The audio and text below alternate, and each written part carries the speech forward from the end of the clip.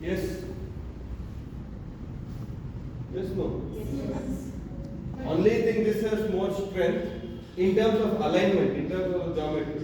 So think you have that clay toy, you make it lie down, it is what you did. You turn it around on the hands. The same that. Let's go to second part in the level 1, which is your Malasana. Malasana. Yesterday also I showed this. Pull the belly in. Don't give the belly relax. Pull the belly in. Hands. See that. And see this. Same.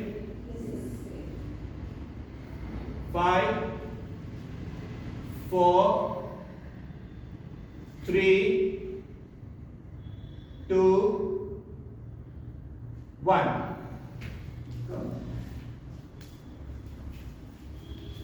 The third one in level 1 is a little tricky. When I say tricky, I'll tell you why. What we are doing is we start from Malasana. If you have knee issues, you can go back to the level 1. Don't put load on the knee. From here, we are just trying to raise the hip up. This. It's called Drudha Utkatasana, one of Bharat sir's favorite postures. Okay?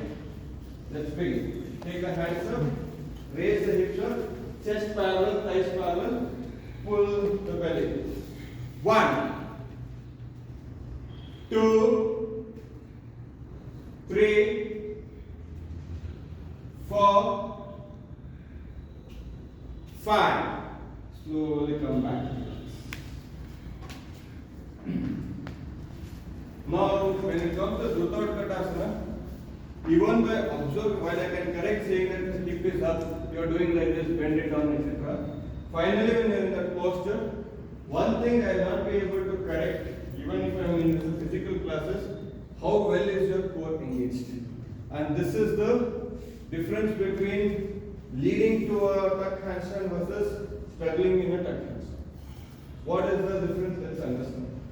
See, for the legs to develop strength, you have to press it against a solid surface. When you do a squat, your leg is pressing against the floor. When you are doing a lunge, or when you are lying down and doing the press on the machine, you are pressing against the machine. So only then the legs is activated, otherwise it will not. This is agreed? But when you are doing tuck, leg cannot press against the air and do the tuck. So which means leg is not active. What is the next muscle that can be active? Hip flex. You have to pull this in. So when you have, which means the training for this cannot happen in handstand. When you get into handstand, you should be trained. You are only going upside down, applying strength to the already trained thing. If you are not trained at all and there you are trying to understand things, it is very hard for the body to process and understand. So when you are in tuck, say this without I am not engaging my belly versus I am engaging the belly, both will look the same. But when you pull it in, now this knows how to be active, so that when you go upside down, it becomes easy. If this does not know how to be active, upside down you cannot train it. When we are pulling the tummy in, so the breathing, so we are not able to, by default it's not coming. So how to do that? You have to learn to breathe again. Your asana practice is always chest and clavicular breathing. It's never abdominal. Pranayama is abdominal. Relaxation is abdominal. Only relaxing asanas we are doing abdominal breathing. Child pose, Shitali Tadasana, Shavasana, we are doing this. Shavasana we never do like this. Pull the belly in. Shavasana you release. When you inhale, belly goes in. Otherwise, we do what is called as restricted diaphragmatic breathing in all other asanas. Now, this is expanding, this is still inside. You need to train this in your regular asanas. Regular asanas, below the belly, you pull it in and then breathe upwards. This will bring lightness to your body. When you breathe downwards, it will bring heaviness to your body. Heaviness is needed where you need stability. Lightness is needed where you need floating. Arm balances, inversions are all floating asanas. things like people who drown and die. Later on, the body floats. Have you seen that? Body naturally floats due to the Udana. We are just not activated enough that body is going into it. Right? It's a training that you will have to do. You will all can get trained. That's where in regular asanas we will train it in handstand, it becomes easy. Trust me, strength for our handstand is the easier part. Coordinating that strength, aligning that strength, breathing, etc. is what is the hard. It will take you time. Making sense? So did we finish Drutta Utkatasana? So now let's keep this for marination so that we do some unbalance, come back for level 2 where we start working on the tuck handstand. At least we can end over there. So in our, we have Ashtavakrasana at one end, we have Bhujavirasana at one end. Okay. Let's do one more. We now have an experience of level 2 posture, which is the Parshva Kondinyasana through Parshva Bakasana. Let's put few things together. We will do a posture called as in the morning Antaranga Sadhana. We discussed on lizard, importance of lizard and how it will. Lizard is that one animal, it's actually a reptile, which can stick to any surface. Glass, fiber, wood, doesn't matter, steel, it will stick. Saying, take that quality from lizard. No matter what challenges or obstacles or distractions are, I will stick on to my goals. We saw it from a spiritual angle. Let's now see the physical angle of practice. We will do first a lizard posture, then a lizard push-up, and then build up into a posture of strength. Slowly get your right leg front, left leg back, and put both your forearms on. We do 10 seconds each. 10, 9, 8, 7, 6, 5, 4, 3, 2, 1. Straighten the elbows. Take right leg back, bring left leg front. And put your forearms. 10, 9, 8, 7, 6, 5, 4, 3, 2, 1 and come. Earlier there was a question asked by both Priyanka and Swati on my leg is slipping and how do I do it. I said that's why we have hip opening later on. I'm not trying to say saying that we part of the hip opening class. How do we develop this? First through the lizard. Next we do what is called as lizard push-up, which will help you develop that hip mobility needed for these poses. For that, you brought the legs front. We stay here and then we are going to do a push-up in this position. Exhale down, inhale. When you do this, you will feel it over here, that stretch. Okay, let's do 5. Sir, when we are doing this, the knee tends to go on the right side. It's okay. Yeah. Later on, you can start bringing it in, but this out is not wrong. Okay. Begin. Exhale down, inhale up. 1. Exhale down, inhale up. 2. Exhale down, inhale up. 3. Exhale down, inhale up. 4. Exhale down, inhale up. 5. Interchange the legs.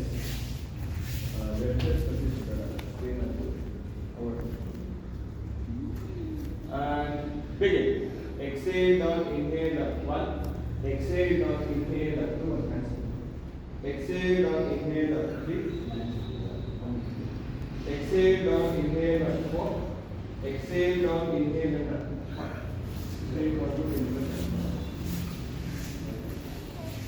Slowly start bending the knees. There's a lot of your face in this video. Knee towards the chest. There's a lot of your face in this video. Both knees towards the chest. But what are you saying?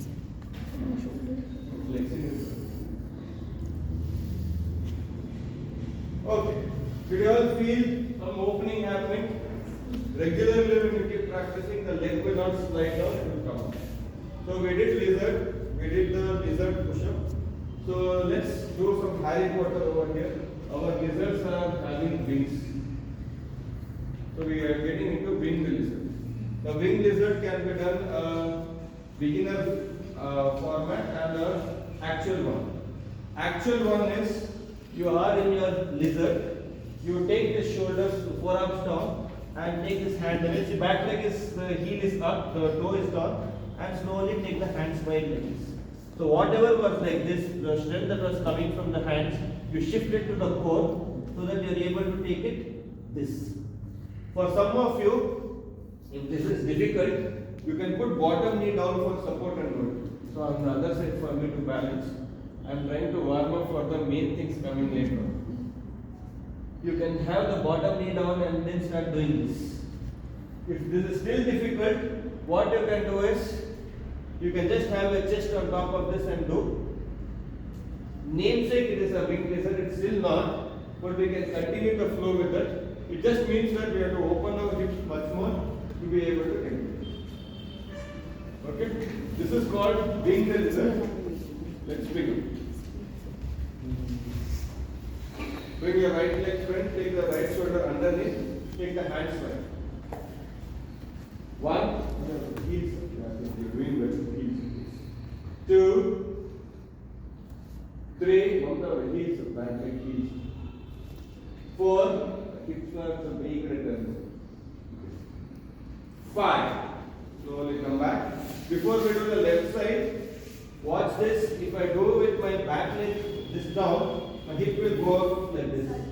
Instead, I will turn it like this and then do, it is hips may remain more square. Begin. Left side. 1, 2, 3, 4, 5. Okay. So lizard is done. Yes, Winged lizard. yes. Between these two push up, lizard push up. So lizard push up is to open up the hips. Winged is to get the core engaged more. So core engagement. This, those of you were there yesterday evening handstand. Remember we telling that core when you engage, you will start staying much more. What are wings for? So if you have developed winged lizard, then what is the next posture?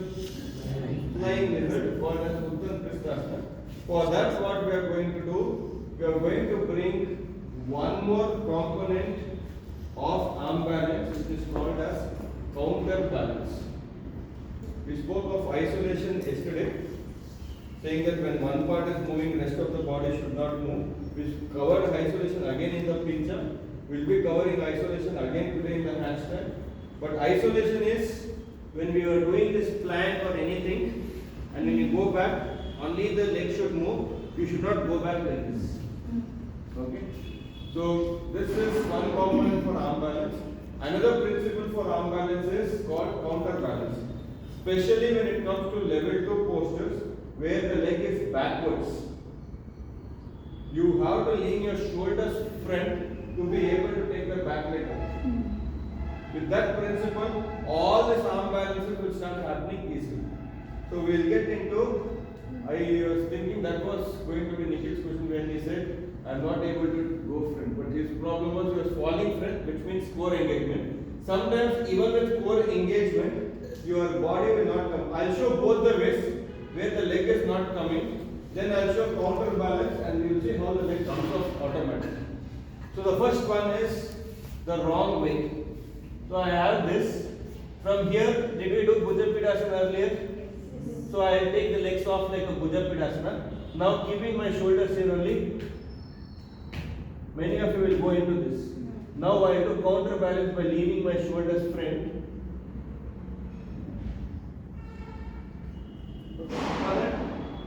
So sometimes it is not only raw strength to do it. Sometimes it is just being more mindful, leaning a little front. It is like a heavy stone is moved by putting a small stone as a fulcrum and do it right. So through your wrist as a focal point, lean a little front, back leg will come. Will you try? You can use blocks, hands on the block to help you. No problem with that.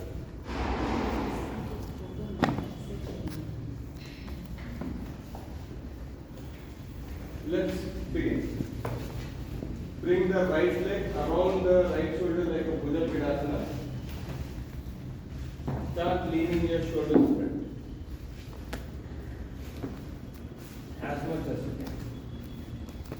Stay for 10, I'm not counting, 5 to 10 seconds and come down.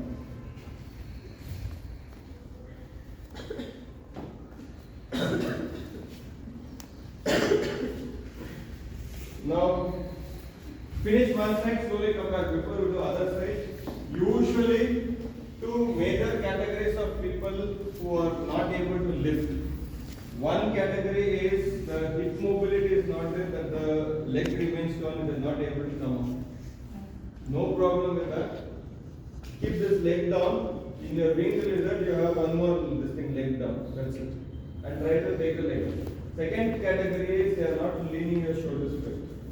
For me, you learning to lean shoulders front is more important. You can even keep this like this. You are not able to take this leg off, no problem. Lean forward and try doing this. With two blocks, you get the height to be able to take the leg off. The leg hip opening is the push-up. Keep doing the lizard push-up regularly, you will get it.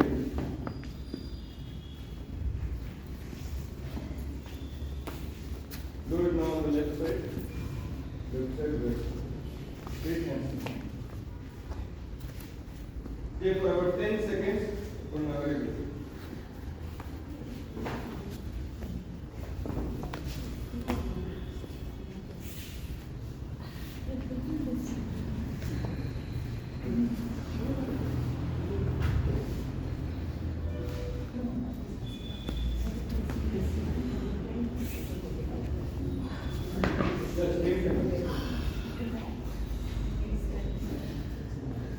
Next one.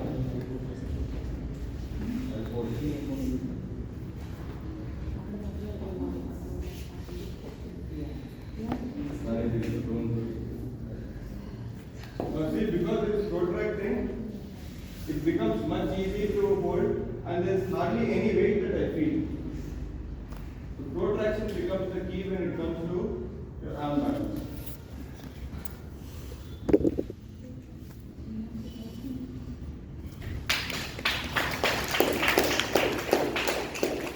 He's actually a very strong man because when this 2017 Jan, I still remember, that was what a workshop can do. Was new. I said I'll Pradeep doing it, I'll come down and see, learn something out of it and go back. Where we had to lift each one, there are a few people I couldn't hear. I still remember him very well, he lifted everyone that day. Okay. So let one small injury not become a limitation. We'll keep going further and further. Flying lizard, any questions?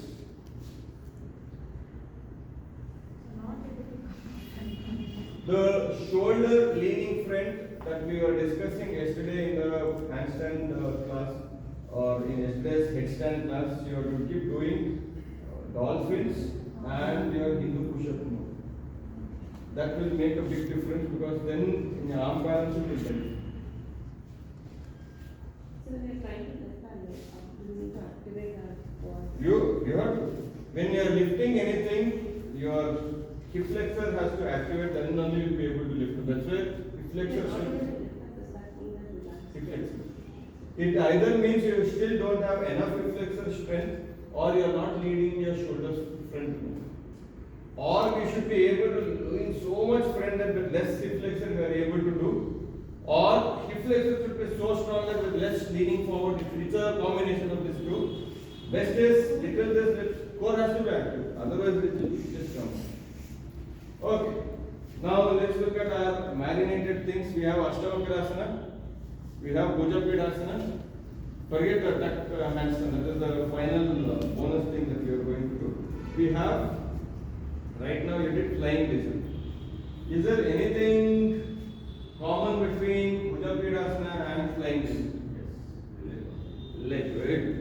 It looks like this word syllabus is no start. You know, it's really great. But the second part, between Ashtavakrasana and flying lizard, is there anything common? Leg extension. Leg extension.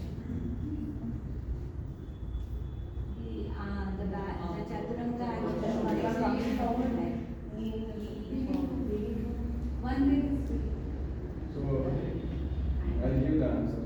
Ashtavakrasana, how did we go? Ekahasta Bhujasana. What is the other name for Ekahasta Bhujasana? Ardha Bhujapidasana, half Bhujapidasana. So that leg around is the common. Bhujapidasana to flying lizard, leg around is the common thing. So we realize it's like that murder mystery. Oh, this person is common in all these things, so he should be the murderer. That Bhujapidasana leg is the thing. Now let's look at the connection. First I'll show one form of connection, then I'll show end-to-end connection. Okay. So right now we did flying lizard, right? So let's take flying lizard. So I was here. From the flying lizard, I'll bend this knee. I'll come here, Ekahasta Bhujasana, cross. Ashtavakrasana. So that from the flying, I'll bend this straight knee, which was straight bend knee, bring it front into like a jump through. It becomes Ekahasta Bhujasana. Ekahasta Bhujasana to Ashtavakrasana we know. This to that we can connect them. Yes? Yes. Once more. Once more, let me do the complete end to end. Then, see, when it comes to transition, what you will have to develop is, okay, now individual postures you get it right. So, which means Ashtavakrasana, Ekahasta Bhujasana, flying lizard, Bhujapidasana, Bhujapidasana to leg out. These are the things we have marinated. Individual postures, when you are feeling comfortable, you start connecting two at a time. In between two, if something else is needed also you work. Yesterday I ended by saying headstand to a tripod by working on this. Now let's look at, I'll show the entire thing on one side. So we start with the Bhujapidasana. I take one leg out, lean the shoulders front, take it back into flying lizard, slowly bring it front. Ekahasta Bhujasana, cross it, Ashtavakrasana. While this looks marvelous, let's try. Then I'll give you one drill that if you keep regularly doing, it will help you get these things. Individual postures plus the drill will come next. Let's try. Start with Bhujapidasana. If not happening, please don't force. Just get inspired. Everything if you get in 2 days only, what about future of people like me?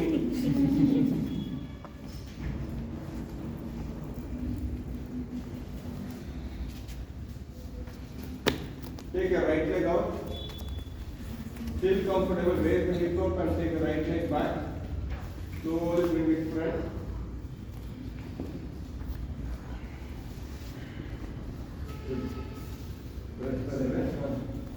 Left side try now.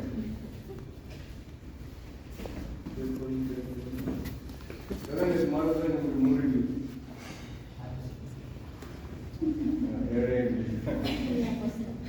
Any questions here?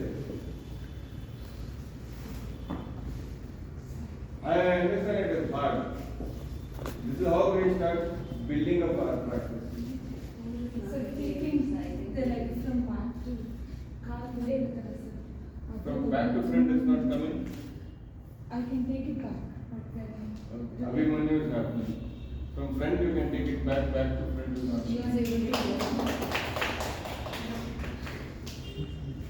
Even as a practitioner for 20 years, been now my student for last 3 years as well. One of the most consistent students. She has come all the way from Chikmagalur. Last year also she came Chikmagalur. That's why early morning yesterday she could not. She was traveling, came the whole day. We'll do today. How the return? Today for class. That's very Chikmagalur there's hardly to hang out with except. She's either doing her classes, practice, or her business. Her son, by the way, is Spider-Man. He always wears the Spider-Man mask and comes to the class.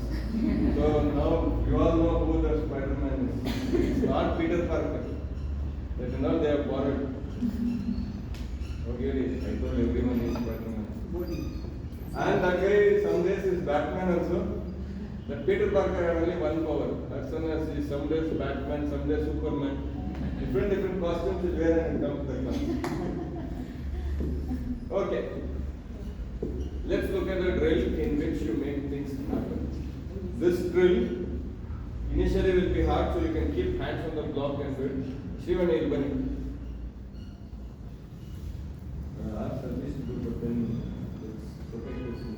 So what we will do is, you did Ashtavakrasana right earlier. Ashtavakrasana, most of you are comfortable. Of all this thing, we will do what is called as Ashtavakrasana push-up. Okay.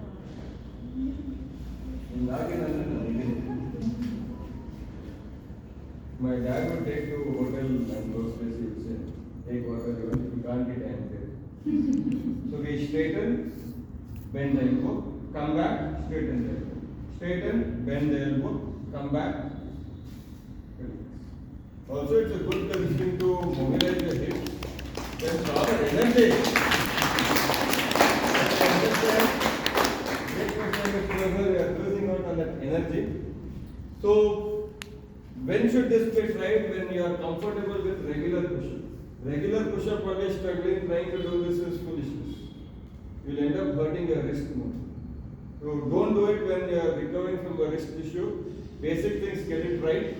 Now you know how to put arm balances and transitions together. This is a small sample. I can keep going on and on and on and on. So many postures we can keep coming. You can, if you watch that video, go to my Instagram, Vikas.Panchaga, watch that video. You'll see after Ashtavakrasana, I come back, put my crown down, take the legs up into tripod, and then start from the other side. It can be done that way also. It's time. I'll end with we did level 1 of tuck. We'll start looking at level 2 of tuck. We'll get a little bit of tuck experience. For the level 2 of tuck, we'll need a height. So chair is a solid way to be done. I will demonstrate here with this particular height. Actually, you need a little more than that. Chair is the ideal one. You will be doing it. We are not going into full tuck yet. We are just trying to get that whole idea of practice. Level 2 is again made up of 3 parts. We will practice one part of level 2. When this one part becomes easy, we will practice probably 2 parts of level 2, and that will lead you into third part. So for this, yesterday I put a rule. For those of them who were not there yesterday, your mat is my mat during the workshop. Okay? So I put the hands down. I take the leg. This is also one of the techniques you use to build up your Prakasana and then Bakasana. And you are just staying over here. Now if the leg is at a little height, I am now focusing on taking shoulder over my knuckles. You will feel the weight on your fingertips and you will stay. We are not trying to take the leg off. You will stay here for about 10 seconds. This is first part of level 2. This is clear? Let's look at the second part. Second part, with the first part, the good part is because you are keeping leg on a height, you will not fall. The drawback is if the height is not to your height, you will not feel that feeling of a handstand. So to cover that up, once you are comfortable there and you realize, okay, I am able to lean forward. Why you are doing leaning forward in the arm balance? Because leaning forward is necessary for a handstand. You start doing it with the wall. So you start somewhere here, and then you see I am trying to push my hips so that my hips comes on top of my shoulder, shoulder on top of the fingertips. You stay here, still comfortable, one leg, still very comfortable, one. Lean your shoulders over your knuckles. When you feel you're falling, go back. Only when you take your knees, see to fall this way, the only way you can fall this way is you have to take your knees up. That means you are not keeping your thighs close to the chest, you are losing your tuck. Yesterday, why did I emphasize so much on one knee bend throughout? Because that is how we have trained both knees bent. Otherwise, if the knee starts going out like this, before you realize, you will fall. This is second part of step thing. One leg, one leg. Initially, you can just be there, no problem. Lean. Still, at the last moment, you will feel comfortable. Take the second leg. Don't push the wall. By pushing the wall, you will fall. You have to lean forward. Shoulder should lead the way, not your leg pushing. See the difference? If I am here, now I want to take the second leg off. Now if I keep shoulders here and try to push the leg like this, right, I will fall. Lean front, the leg will start coming off automatically. And you see when coming back, how is the back? Protraction is the key.